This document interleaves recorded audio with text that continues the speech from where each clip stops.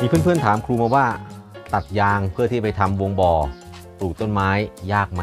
จริงๆมันก็ไม่ยากจริงๆถ้ารู้หลักนะครับแล้วเดี๋ยวครูจะตัดให้ดูในคลิปนี้อีกท่านหนึ่งถามมาว่าตัดยางแล้วทำไมจะต้องกลับไม่กลับได้ไหมมีคำตอบอยู่ในคลิปนี้ครับ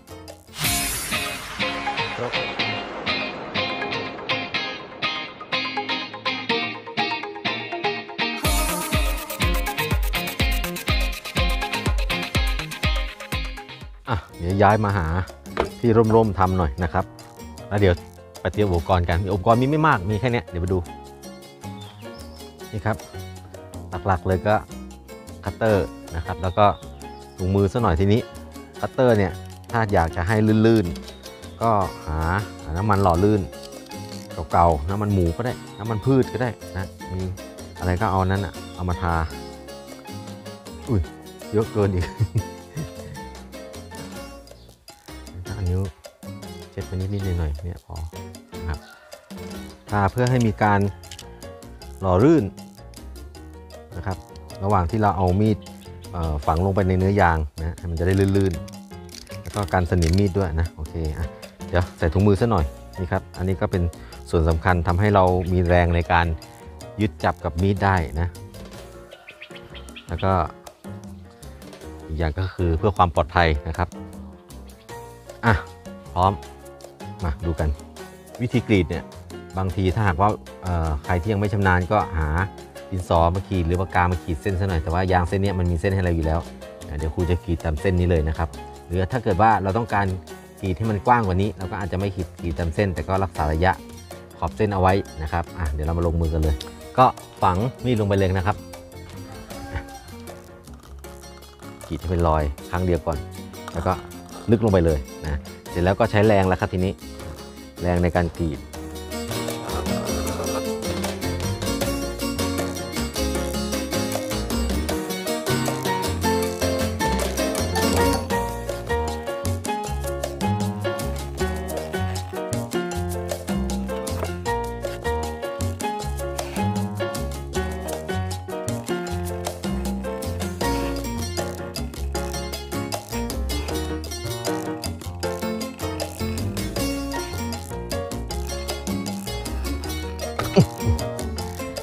เสร็จไม่กรีดรอบเดียวหรือถ้าใครจะกรีดก่อน1 รอบก็ได้นะครับทีนี้อีกด้านหนึ่งเนี่ยครูมีวิธีกรีดแบบนี้ครับระยะในการกรีดเนี่ยจะไม่เท่ากับครั้งแรกนะครับระยะในการกรีดครั้งแรกเนี่ยเราครูกรีดที่เส้นนี้แต่ระยะในการกรีดครั้งที่2เนี่ยครูจะผ่าครึ่งตรงนี้นะครับระหว่างตรงนี้เอาตรงนี้เหตุผลว่าทำไมจะต้องกรีดแบบนี้เดี๋ยวมาดูกันครับมาลงมือเลยเหมือนเดิมนะครับถ้าใครคิดว่ายังไม่แม่นพอก็หาดินสอหรือปากกามาขีดก่อนในรอบนี้เนี่ยครูจะกรีดให้เป็นเส้นนำไว้ก่อนนะครับเพื่อความแม่นยำกรีดอย่างนี้นะกรีดไปเรื่อยเลย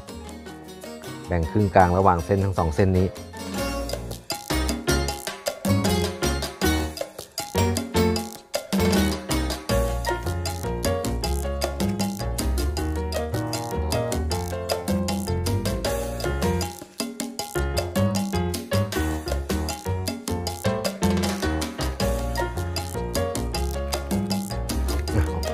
ตอนนี้เราก็ได้เส้นยกให้เห็นสักนิดหนึ่งว่าเรากรีดไว้ตรงร่องนี้นะก็ฝังปลายมีดลงไปเลยครับแล้วเราก็เริ่มรากง่ายขึ้นเลยนะ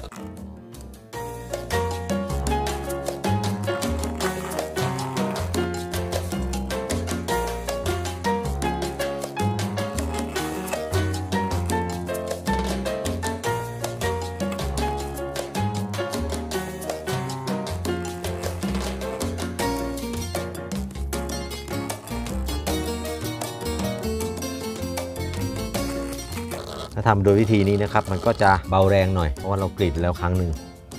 แล้วก็ค่อนข้างจะฉลับน้อยเพราะว่ามันมีเส้นนำอยู่แล้วต่อเนื่องเลยเนาะ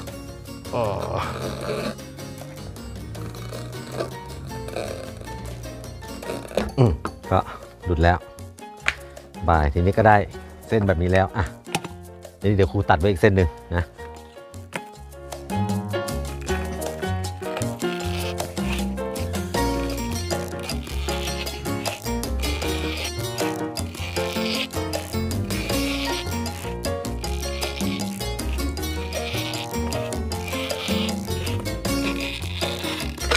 ที รือจะมีวิธีแนะนำอีกวิธีหนึ่งนะครับสำหรับคุณสุภาพสตรีเลยก็ได้ที่กำลังข้อจะน้อยสักนิดนึงใช้วิธีกรีดอย่างเดียวเลยนะครับกรีด2 ครั้งหรือ3 ครั้งก็แล้วแต่นะครับมาดูกันว่ากรีดยังไงก็คือเริ่มจากการกรีดให้เป็นรอยเฉยๆนะครับเพื่อให้รอยแรกเนี่ยมันตรงเป็นเส้นนำพูดง่ายๆนะครับ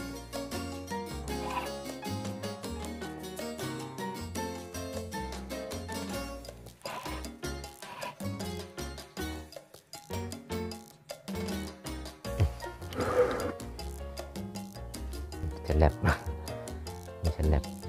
ถ้าเกิดเรายกขึ้นเนี่ยเราจะสามารถมองเห็นรอยที่เรากรีดครูก็ตั้งใจว่าจะกรีดเบาๆนะก็หนักมือทุกที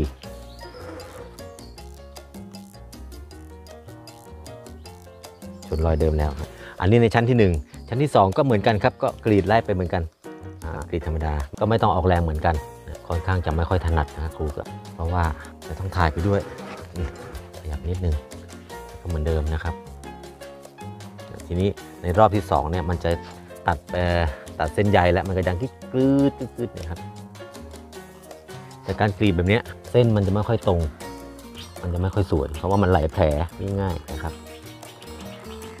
มันจะดังกรืดเห็นไหมได้ยินเสียงไหมมันก็จะลึกลงไปเรื่อยๆ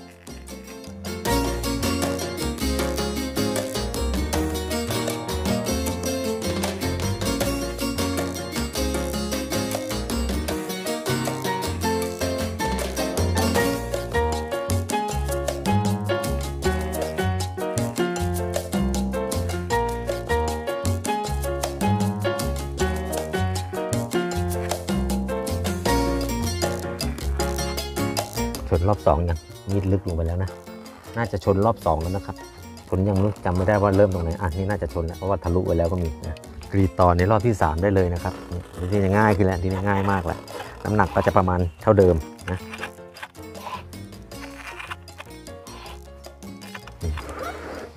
ง่ายเลยเพราะว่าเรากรีดลึกลงไปแล้วแต่ก็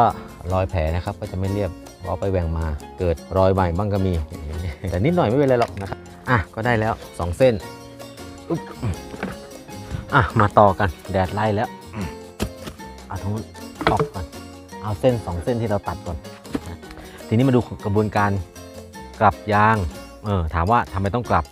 ไม่กลับได้ไหมสมมุติว่าตรงนี้คือส่วนที่ถูกตัดไปแล้วส่วนหนึ่งนะครับส่วนล่างก็ยังเป็นวงเต็มเหมือนเดิมนะก็สามารถที่จะใช้ตรงนี้เป็นวงบ่อในการเพาะปลูกได้เลยนะครับเอาดินใส่เข้าไปในส่วนที่เป็นขอบยางตรงด้านในมันก็สามารถเก็บน้ำเก็บความชื้นส่วนที่เป็นที่ว่างก็อาจจะซึมลงดินไปหรือใครอาจจะหาผ้าใบมาปิดไว้สักนิดนึงแล้วก็เจาะรูไว้เพื่อระบายน้ำบ้างก็นี่ก็สามารถปลูกได้แล้วแต่ว่าเป็นพืชชนิดรากตื้นๆนะครับทีนี้ถ้าจะนำไปใช้ในการทำอย่างอื่นเช่นของครูเนี่ยส่วนใหญ่จะใช้ในการไปทำวงบ่อหมักปุ๋ยก็นิยมที่จะกลับถามว่าไม่กลับได้ไหมไม่กลับก็ได้นะดูว่าไม่กลับทำยังไงนี่ไงไม่กลับจะเป็นลักษณะอย่างนี้ก็คือมันจะเสียพื้นที่ตรงนี้ไปพื้นที่ตรงนี้ก็จะเป็นเว้าๆอยู่พูดง่ายๆนะก็แล้วแต่ว่าใครที่จะถนัดกลับก็ได้ไม่กลับก็ได้แต่ว่าถ้ากลับจะเกิดผลดีกว่ายังไงเดี๋ยวครูทำให้ดูก่อนอื่นครูกลับก่อนแล้วกันนะวิธีการกลับของครูนะครูก็จะกดลงไปให้มันแบนลงไปข้างหนึ่งก่อนนี้นะครับแล้วก็ใช้ขอโทษนะใช้เท้าเหยียบไว้ก่อนแล้วเสร็จแล้วก็พลิกขึ้นมาให้มันเป็นเลข 8แบบนี้ลักษณะเลข 8แบบนี้นี่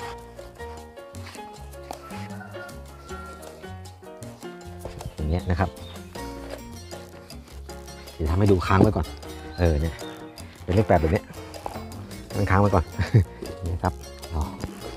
เดี๋ยวนะ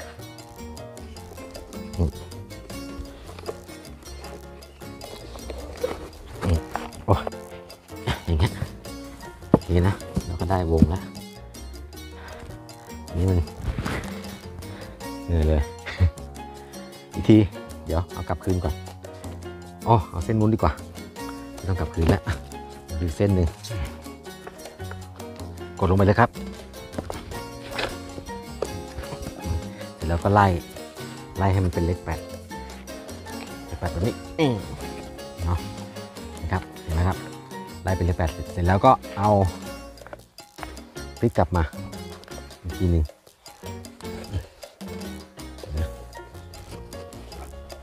ตัวที่เป็นตัวเล็กๆเนี่ยตัวที่เราบีบไล่ตัวเล็กเนี่ยนะ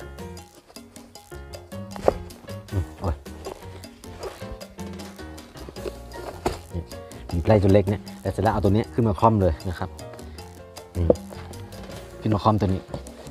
เห็นไหมครับได้แหละได้วงแล้วทีนี้อธิบายต่อ2วงนี้จะสังเกตว่าการที่เราตัดไม่เท่ากันเนี่ยส่วนหนึ่งจะบานส่วนหนึ่งจะหุบนะครับส่วนที่เราตัดแคบเนี่ยมันจะบานนะฮะเห็นไหมครับเห็นว่ามันบานออกไหมแต่ส่วนที่เราตัดกว้างเนี่ยมันจะหุบเข้ามาดังนั้นมันมีประโยชน์อะไรส่วนหนึ่งบานส่วนหนึ่งหุบเราก็สามารถที่จะใช้ส่วนที่มันปากแคบกว่าเนี่ยสวมส่วนที่เป็นปากกว้างได้อย่างพอดีและนี่ก็คือเหตุผลที่ว่าทำไมจะต้องตัดไม่เท่ากันนะฮะส่วนหนึ่งอีกส่วนหนึ่งถามว่าทำไมจะต้องกลับมาดูครับอย่างนี้ยางที่ไม่ได้กลับเนี่ยเห็นไหมครับพื้นที่จะเหลือน้อยกว่าแน่นอนที่ยางที่กลับเนี่ยก็จะได้พื้นที่เพิ่มขึ้นมาอีกส่วนหนึ่งนะครับอย่างน้อยการปลูกพืชที่รากเยอะรากยาวกว่าก็ใช้กับวงบอร์ดที่กลับได้นะครับทีนี้ก็ได้คำตอบ2คำตอบแล้วเนาะว่า1ง่ายไหมก็ง่ายถ้าสำหรับคนที่ทำเป็นแล้วก็ทำบ่อยๆหรือไม่บางคนที่มีทักษะในการดูแล้วก็สามารถทำตามได้เลยเนี่ยมันก็ไม่ยากหรอกครับออกแรงก็ไม่ยากสำหรับสุภาพสตรีก็คุณแนะนำไว้แล้วว่าให้กรีดค่อยๆกรีดมันก็สามารถที่จะทำได้ก็หวังว่าคลิปนี้น่าจะเป็นประโยชน์สำหรับเพื่อนๆทุกๆคนที่เข้ามารับชมนะครับฝากกดไลค์เพื่อเป็นกำลังใจให้กับคนทำคลิปด้วยครับฝากกดแชร์เพื่อแบ่งปันความรู้ดีๆให้กับเพื่อนๆของท่านแล้วก็ฝากกดติดตามเพื่อจะได้ไม่พลาดชมคลิปดีๆจากช่องครูครับสำหรับคลิปนี้สวัสดีครับ